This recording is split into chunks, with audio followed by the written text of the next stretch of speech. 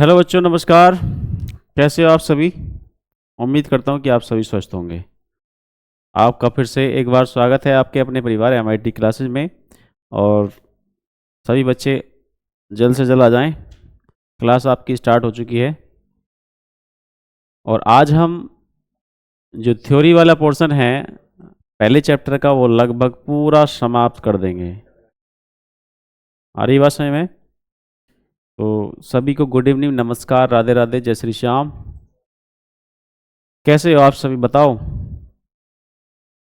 सब बढ़िया है?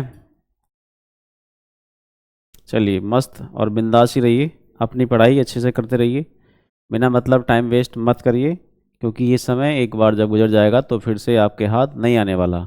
और आज अगर आप इस समय की कदर नहीं करेंगे तो कल समय भी आपकी कदर नहीं करेगा, ठीक है? हाँ, चलिए, तो रेडी है? देखिए, हमने इस चैप्टर के अंदर लगभग 95% जो थ्योरी वाला पोर्शन है वो कर लिया है। 5% बचा हुआ है, इसको हम आज कर लेंगे। और उसके बाद जो बचा हुआ है, जो मतलब एक्सरसाइज है या अभ्यास प्रश्न है, उनको हम कल फिनिश कर लेंगे। देखिए, आज जो हम पढ़ने वाले हैं वो है संचारण। क्या है भाई? संचारण। इसको बोलते हैं कोरोजन। क्या बोलते हैं भाई? कोरोजन। साथ साथ में समझाता चलूँगा, इधर कोई दिक्कत परेशानी वाली बात बिल्कुल नहीं है। यहाँ देखिए, क्या है भाई? संचारण। ये है संचारण।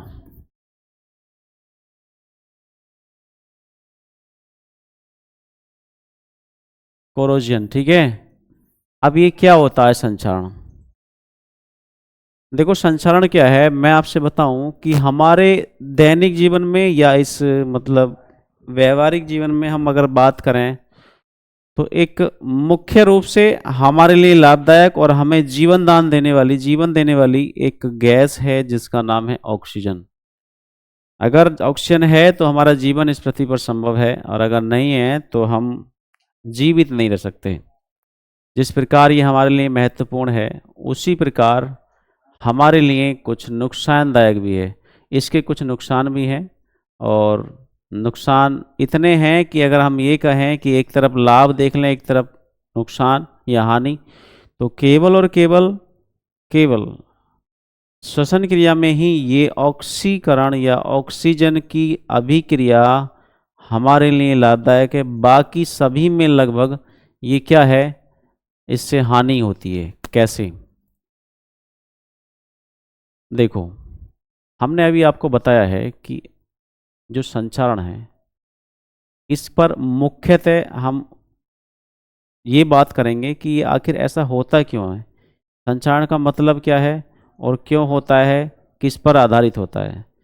संचारण का सीधा मतलब ये होता है कि कोई भी धातु है, कोई भी मेटल, अगर उसका क्षरण होना स्टार्ट हो गया तो ये समझ लीजिए कि वो उसके अंदर संचारण की प्रक्रिया स्टार्ट हो चुकी है। समझ रहे होंगे मेरी बात?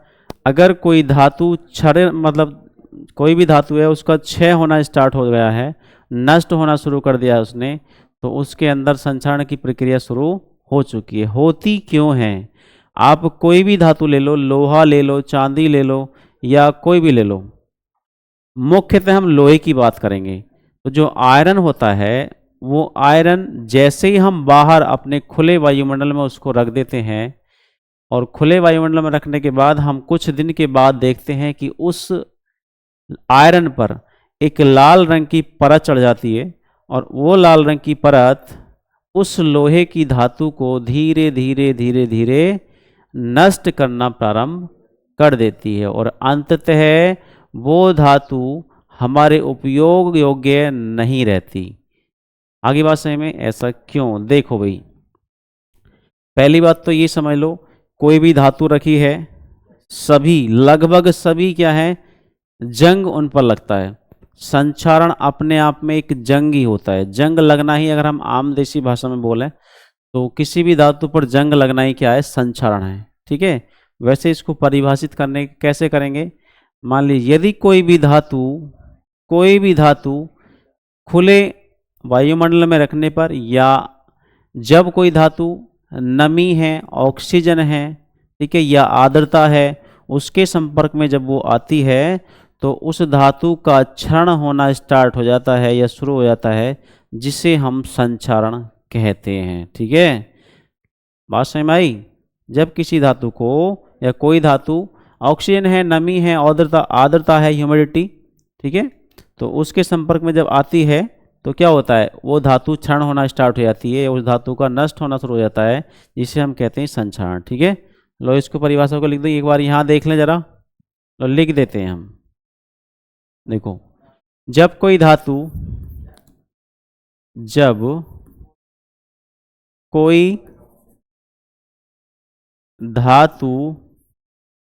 वायुमंडल में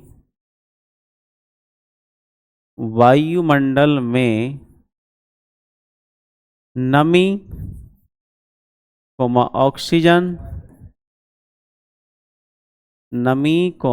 ऑक्सीजन अथवा आर्द्रता आदि के संपर्क में आती है तो वह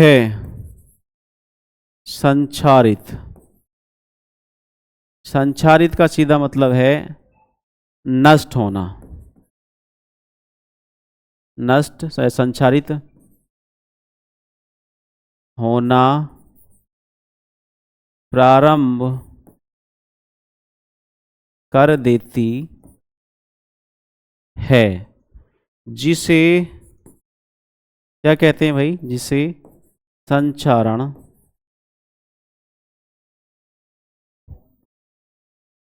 संचारित होना प्रारंभ कर देती है। इस घटना को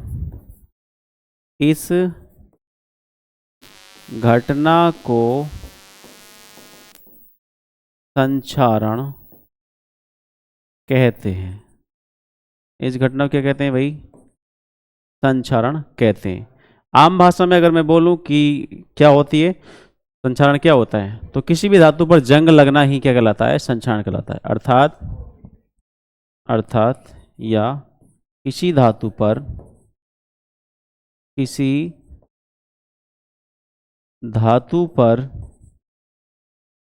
जंग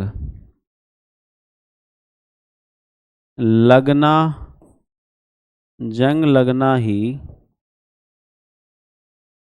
संक्षारण कहलाता है। बात समझ में आ गई? जब कोई धातु नमी, आर्द्रता या फिर हम कह सकते हैं ऑक्सीजन के संपर्क में आती है तो वो धातु संक्षारित होना शुरू कर देती है, जिसे हम संक्षारण कहते हैं।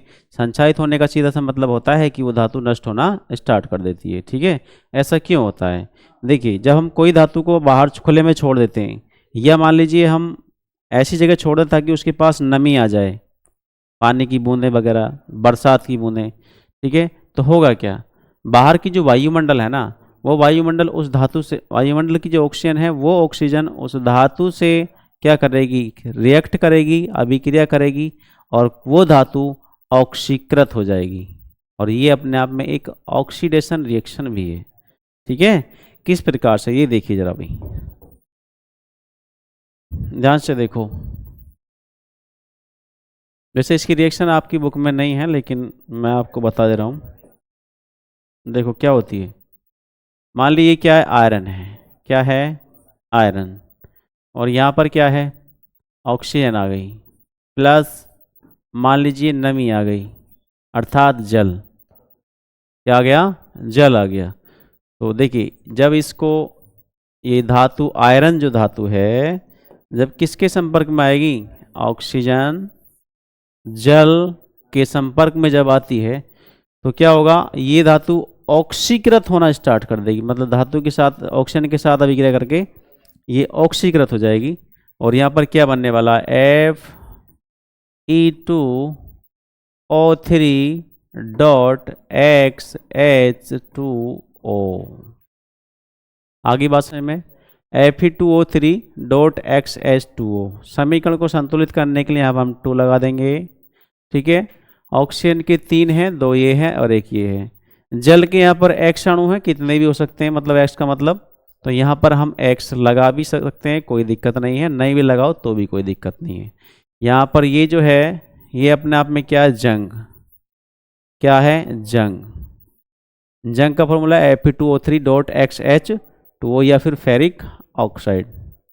चलिए, तो ये हो गई आपकी संक्षारण। अब देखिए संक्षारण से बचाव के लिए पहली बात तो ये समझ लो मेरी बात कि क्या संक्षारण या जंग लगना सभी धातुओं पर ऐसा होता है कि संक्षारण की क्रिया होती है, या संक्षारित होती है सभी धातुएं, या केवल लोहा होता है, क्या चांदी नहीं होती, सोना नहीं होता, या कोई और धातु नहीं होती। देखिए पहली बात तो ये है, आप लोहे को समझ लीजिए। जो लोहा होता है, आयरन, आयरन जो होता है, आयरन, आयरन जो है, जब ये धातु संक्षारित होगी, क्या होगी, संक्षारित होगी, तो क्या होगा, हम देखते हैं कि इसके ऊपर एक लाल रंग की, लाल रंग की क्या होगा, परत, लाल रंग की परत, या हम कह सकते हैं रेड ऑक्साइड।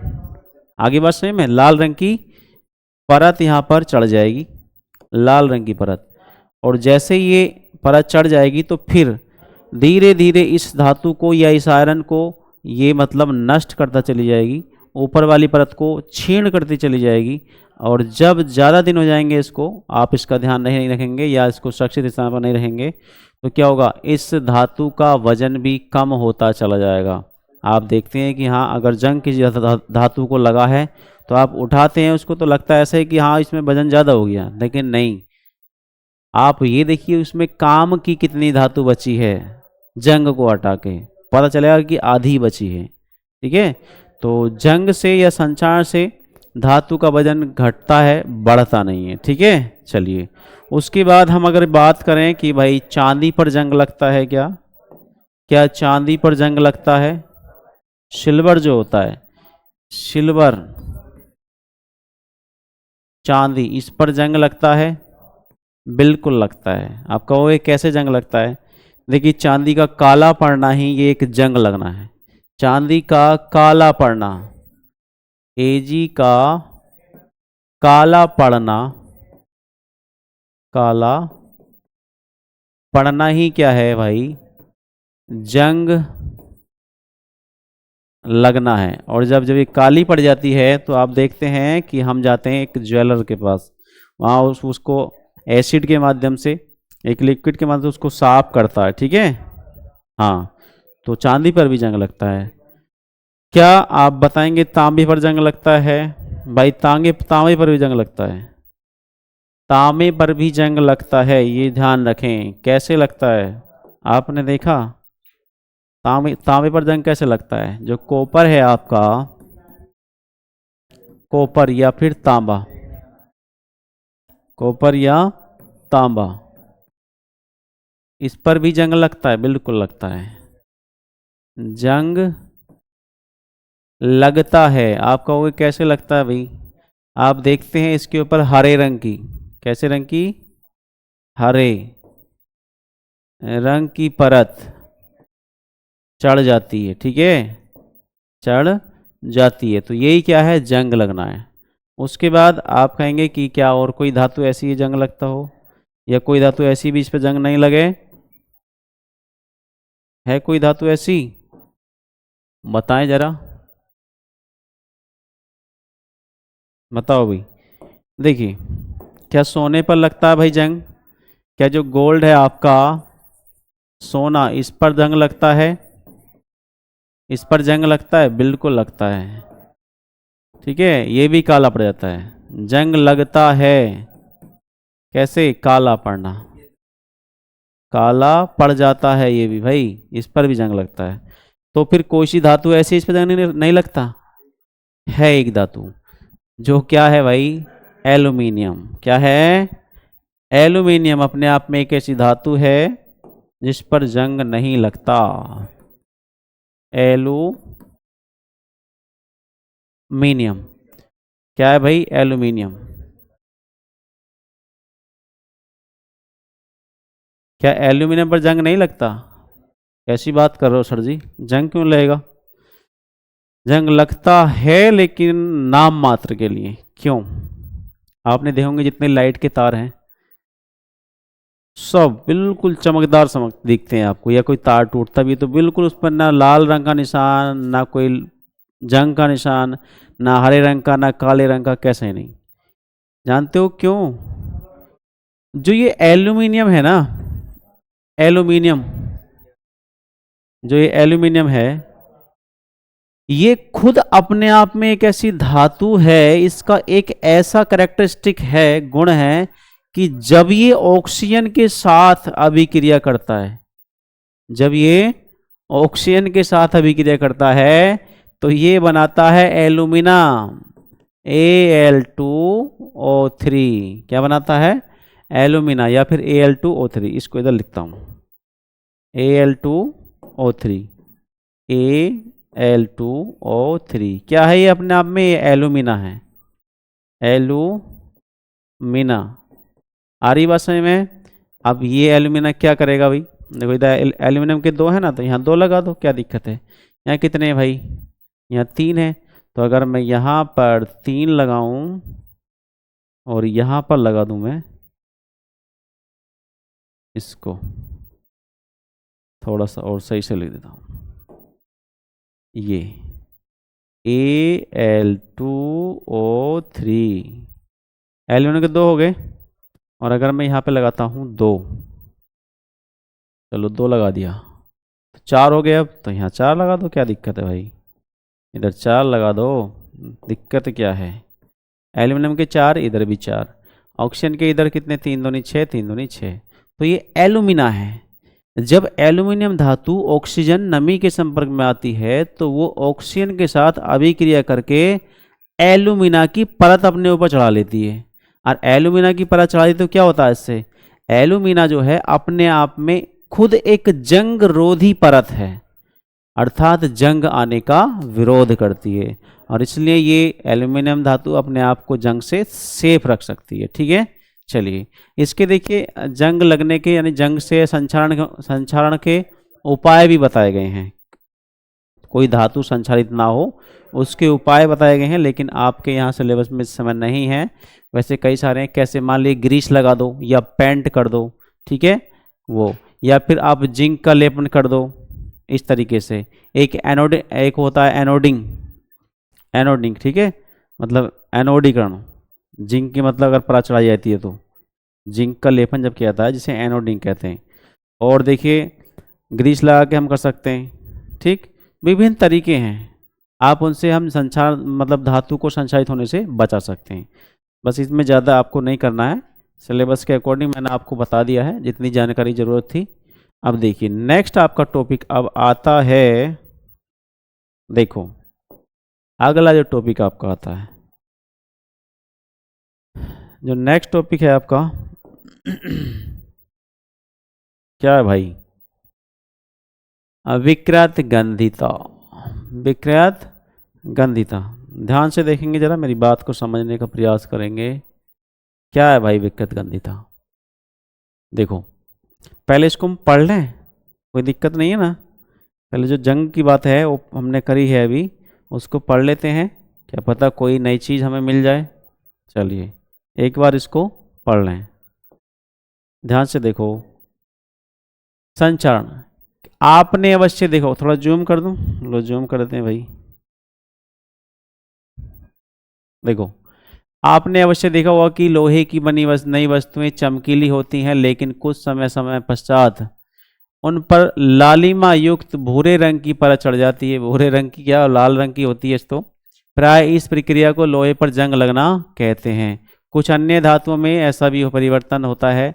क्या आपने चांदी तांबे पर चढ़ने वाली परत के रंग पर ध्यान दिया है? जब कोई धातु अपने आसपास आम्ल, आर्द्रता आदि के संपर्क, एक बात और ध्यान रखना, मैंने ऑक्सीजन बताया है, ऑक्सीजन आपको बताया है, प्लस नमी आपको बताया है, ऑक्सीजन नमी, ठीक है, या हम कह सकते हैं पानी जल, इसके साथ साथ अगर किसी धातु पर अम्ल एसिड, क्या अगर एसिड की मात्रा भी उस पर आ जाए तो उससे भी धातु नष्ट होना स्टार्ट कर देती है। ठीक है, हाँ। तो क्या भाई, अम्ल आर्द्रता आदि के संपर्क में आती है तब ये संचारित होती है और इस प्रक्रिया को संचारण कहते हैं। चांदी के ऊपर काली परत, तांबे के ऊपर हरी परत चढ़ना संचारण के अन्य उदाहरण हैं। ठीक है, चलिए नेक्स्ट देखिए आगे।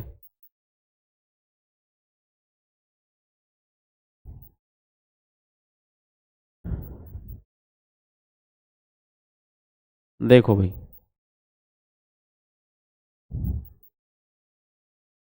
नेक्स्ट है आपका विकृत गंधिता, जो अपने आप में एक बढ़िया टॉपिक है जानकारी के लिए। अपने आप में क्या एक जबरदस्त टॉपिक है।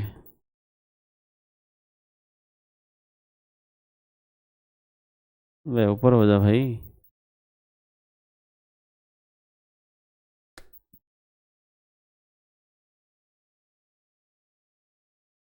नहीं हो रहा किधर को भी। चलो नहीं हो रहा, कोई बात नहीं है, मैं इसको एक बार रब कर दूं।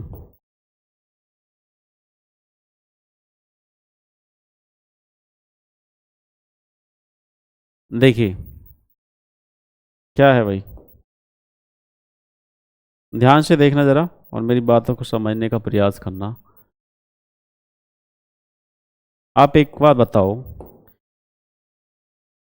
हम घर पर क्या काम करते हैं भोजन के रूप में? अरे सही से लिखा जा भाई। क्या करते हैं? भोजन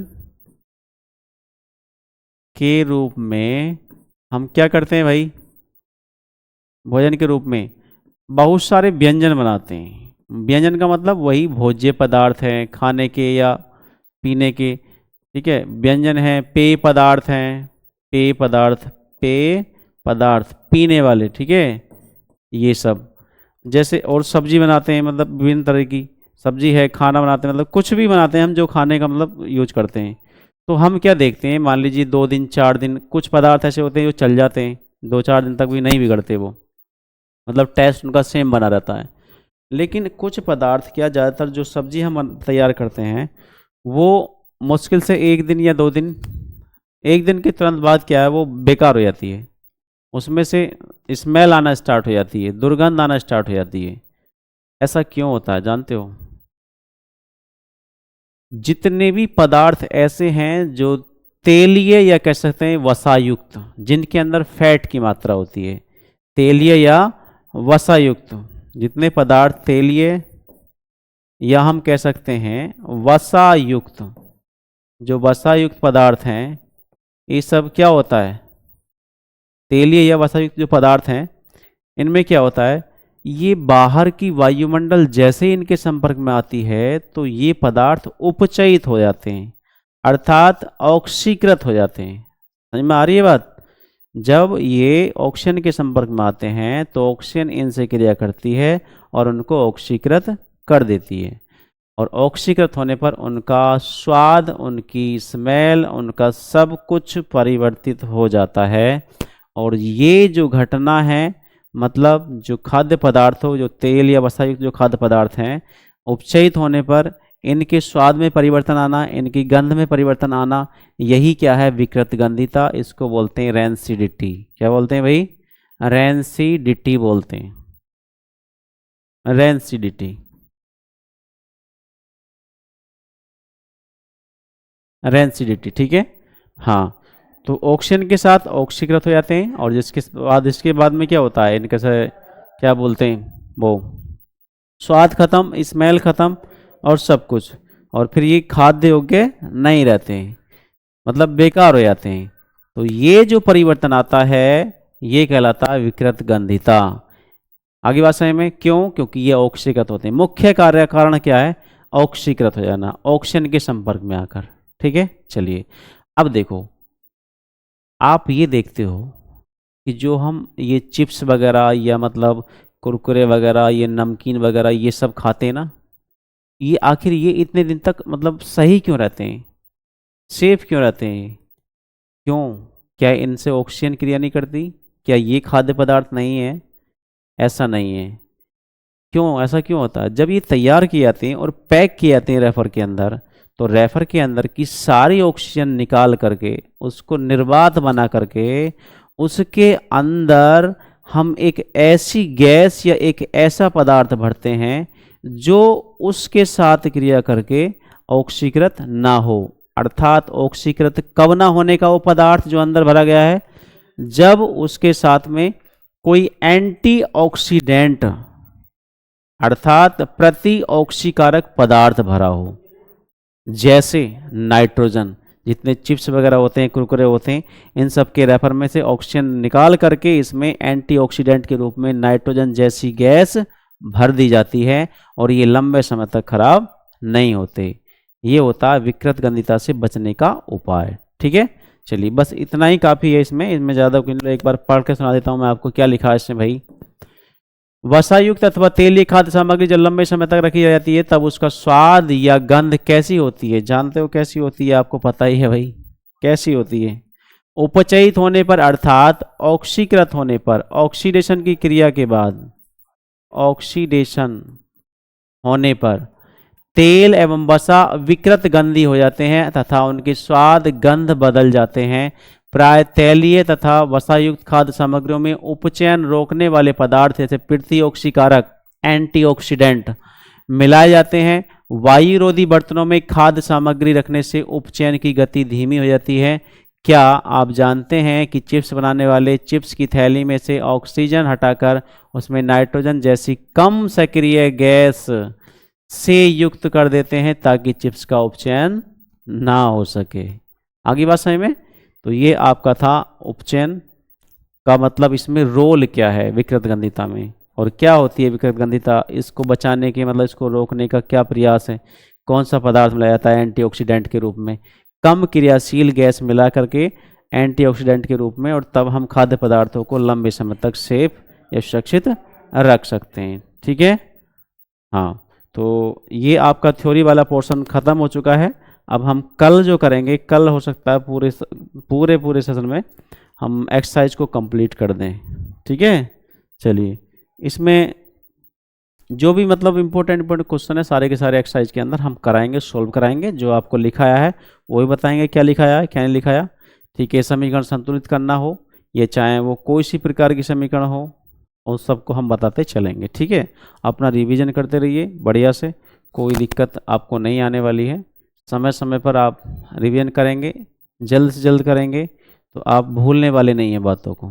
ठीक है, अगर आप ज़्यादा देर तक, ज़्यादा दिन के बाद रिवीजन करते हैं तो उन चीज़ों को भूल जाते हैं और हमें जो है बाद में याद करने में परेशानी होती है। तो मिलते हैं आपसे नेक्स्ट वीडियो में, तब तक के लिए नमस्कार, जय हिंद।